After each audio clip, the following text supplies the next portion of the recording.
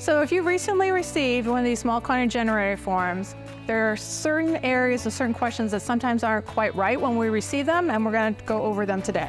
On the first page that you'll fill out, there is a question down here that says whether or not you're generating or storing hazardous waste. I went to 2 shops recently that they are no longer painting. That is fine. They don't have to paint. They chose not to paint anymore. However, they're still storing their hazardous waste. And that means they still have to fill out the form and they still have to pay $270 every 3 years until they get that hazardous waste removed from their facilities and then fill out the deactivation form.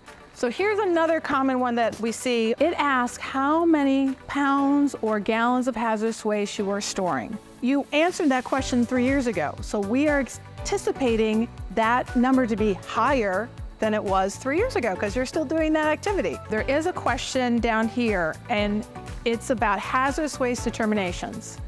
We require you to have hazardous waste determinations written and documented. You can handwrite them. They can be a test. You can send it out to an environmental laboratory that tests your, say, your exhaust boost filters, and they'll most likely come back as not hazardous. But you need that documentation. So we really mean that. If you write yes on there, that yes, you have that documented, you really need to have that documented. This is scary. There's a lot of questions on here, but they're really not. It's more like a checklist. And for some reason this year, many auto body shops are forgetting to fill out one of these little blocks, and it is, where do you store your hazardous waste? Now, there's no really right or wrong answer on that. You can write where you store your hazardous waste, if it's in the paint room or mixing room, but you gotta fill it out. When we look at these and we receive them, we review them, and if something's blank, somebody has to call, somebody has to visit. Usually I have to come out and visit and we'll have to sign off that you fixed it. So don't leave anything blank. Make sure you fill everything out. This is the last page for the small quantity generator self-certification form. On this page, it's a lot of questions.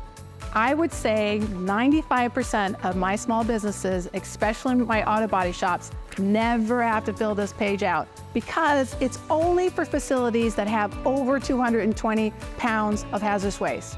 How do you know you've got 220 pounds of waste? It's anytime you're around over 25 gallons. So if you have a container that is more than 25 gallons, you need to fill out this form. But if not, you don't have to fill it out. Just put a big all X in it and send it in and you're good to go. The form, I know, is a little scary, but it's not. It's very simple, and we can help you with anything else and any of your questions that you may have. There are certain spots on this form you may need a little help, and I am only 1 phone call or 1 email away. Or even better, I'll come out and visit and we'll do the form together.